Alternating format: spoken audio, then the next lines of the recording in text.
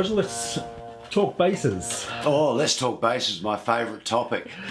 Well, folks, this is the very first bass that I bought. I had other instruments before, which I wished I still had, but everyone's got those stories.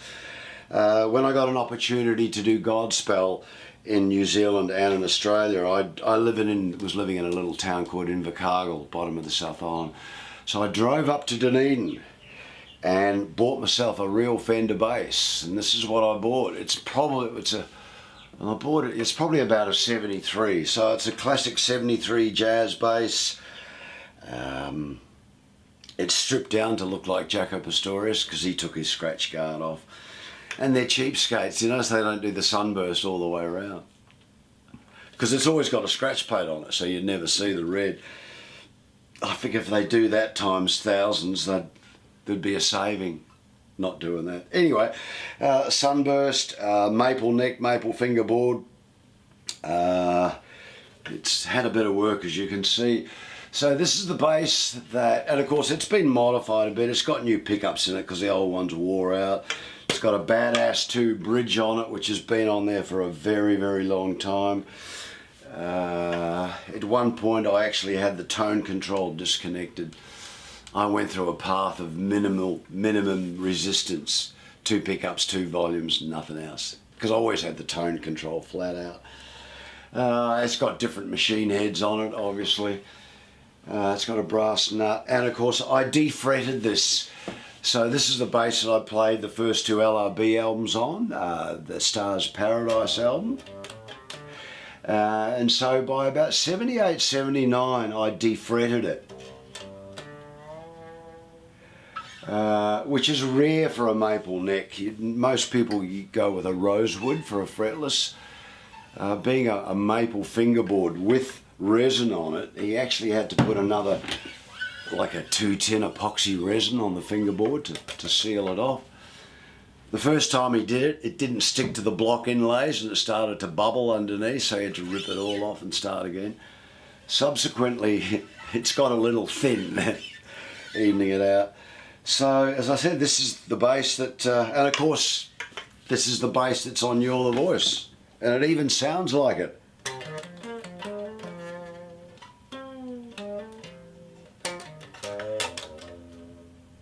There you go. So, I am a Fender man. I've got a bunch of other Fender basses, but round about 88, I think it was, 86, yeah, about 88, 89, I came across a German company called Warwick who make basses. I had a 4-string version. This is the Warwick bass, thumb bass that I've been probably playing for about 20 years or more now. Exact opposite to that.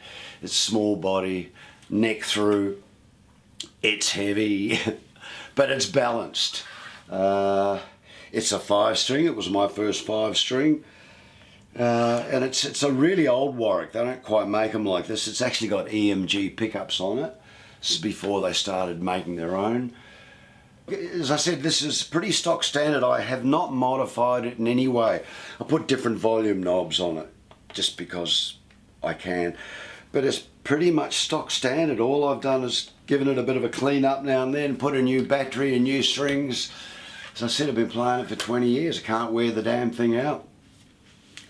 So this is my go-to bass, being a 5. I've kind of gotten used to this. The strings are closer together than a regular Fender, so I've gotten used to this kind of technique of all the strings are closer together, so it just feels really comfortable. My technique is developed around a narrower spacing. So you can kind of do things like a... You can kind of straddle two strings really easy, and of course it's very great for playing chords. I mean, it's got, you know, I mean, the octave is there. Whereas when you play an octave on a Fender, it's bizarre, because when you look down at a Fender, the octave, even though it's in the same place, because the body is there where the octave is, it kind of feels right. Whereas the smaller body, the octave's way down there. So the upper octave of the bass is right underneath your eyes. So It's very easy to play lead guitar stuff up here, you know?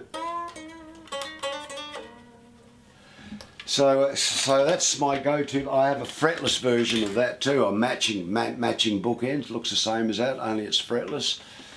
And a few years ago, I'm coming back, I decided, just for the hell of it, to get a custom shop bass built. So once again, it is a thumb, it's neck through. Oh, by the way, this wood, just for those that want to know, it's Babinga. So it's like wings, the neck goes all the way through. It's the brown wood is Wenge and Ovankel. So it's as solid as a rock, that bass. This is quilted maple, purple heart, swamp ash, bird's eye maple, swamp ash, bird's eye maple, Brazilian rosewood fingerboard. And it's a 5-string, but I've gone for a, I should have plugged it in. And I got a whammy bar on it, for goodness sake. Yeah. So it's a 5 with a high C.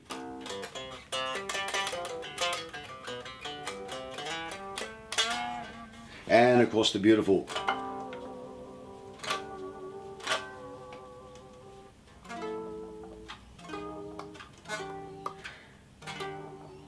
so that's my Warwick, and I call it the Lotus bass because it's got lotus flower inlays. It's a beautiful bass. I don't go out and play it much live. My other Warwick's my go-to. This is a bit of a hot rod trickster bass, you know, with a high C on it. What about amplification? What do you? Well, look, I've been good question. Once again, Warwick. I started endorsing Warwick in the late 80s, and I've been playing Warwick amplifiers really ever since. And I've been playing I've got what they call a Warwick Quad 6, which is a 600 watt hybrid amp. It's got valve front end, solid state rear end. It's not a D-class amp. It's a real deal MOSFET power amp and big transformers. And just run that into a 14 cabinet. It's the same rig. My big rig is my little rig, you know. It's a rig that will work in front of thousands of people or 50 people in a small club. And that's the same rig I've been using now for 15, 20 years. In fact, they don't even make that amplifier anymore. Luckily, I found another one sitting around the warehouse. So I've got a backup amp. I've got 2 of them. Hopefully they'll last me. You've brought out one solo album, Roger This. Roger that. Roger that. Yeah, yeah. I believe you're thinking about another one. Well, I am. Look, I've always got a bunch of stuff on the go on the computer. In fact, funny you should mention that. I did that album a few years ago, and I never did an official release. And I'm actually later in the year, in October the 25th or 26th, I think it is. It's a Friday night at the Firefly, which is just across the road here in Inkerman Street.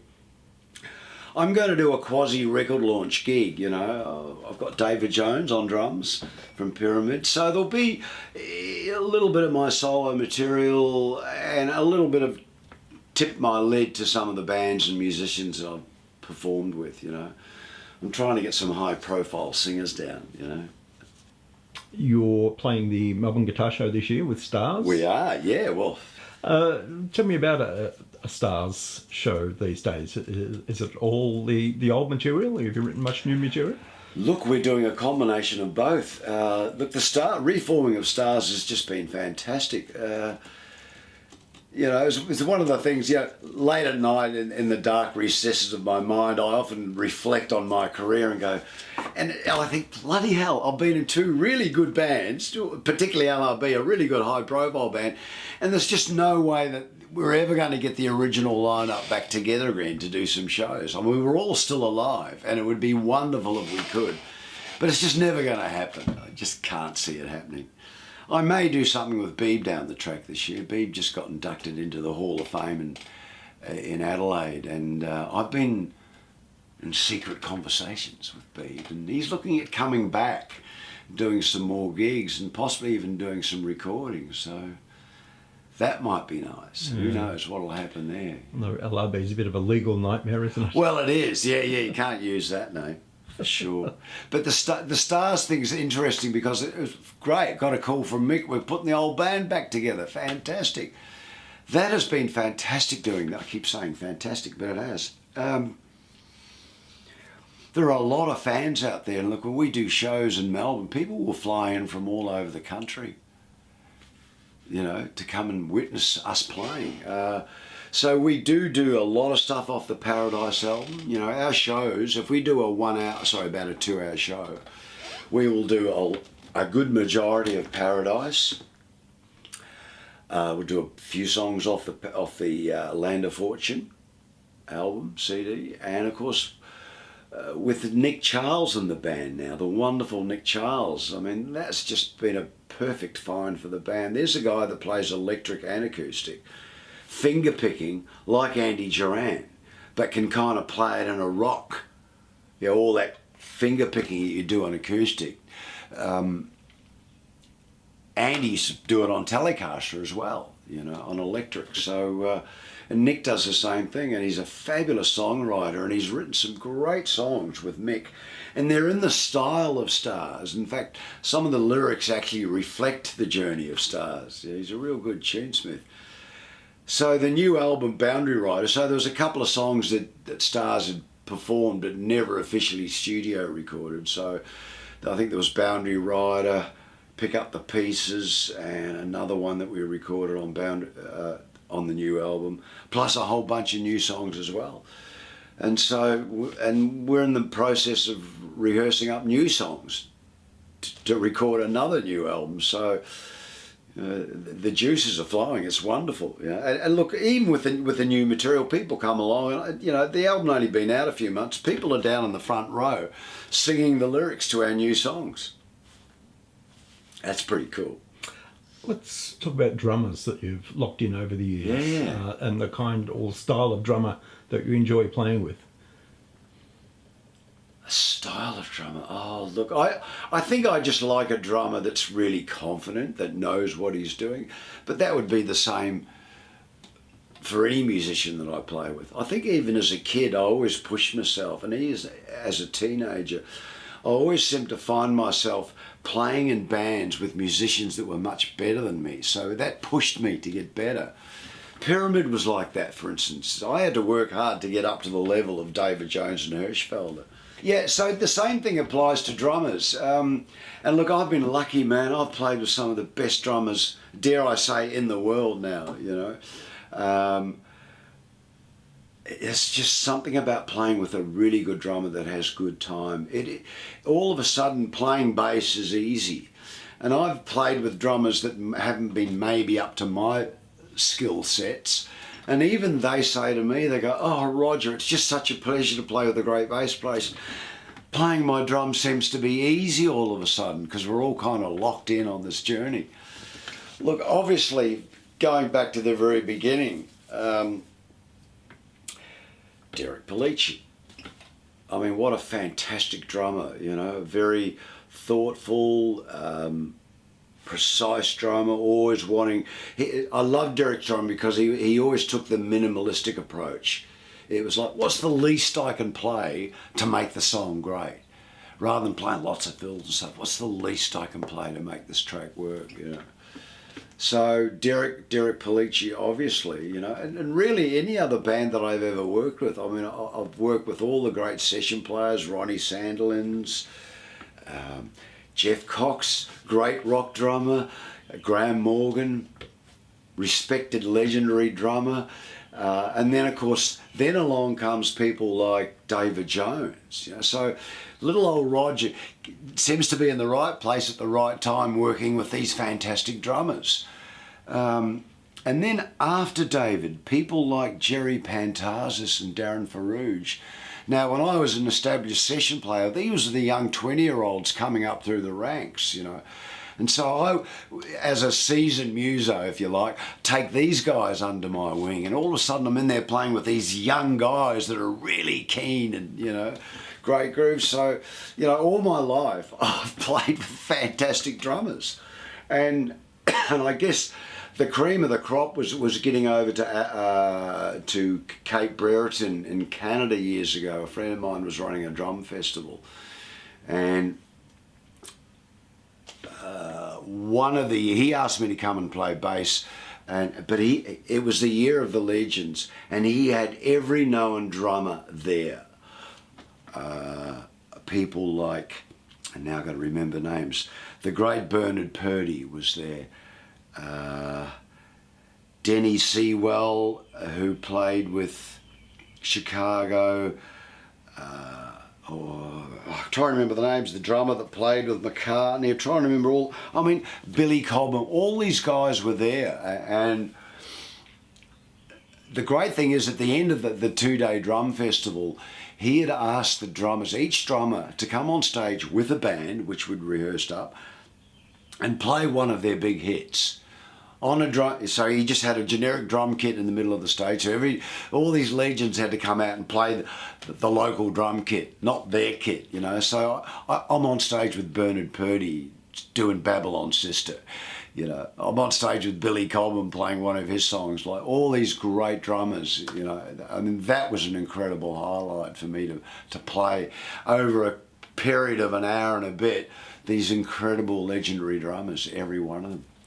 That was pretty special. I will not forget that. Yeah.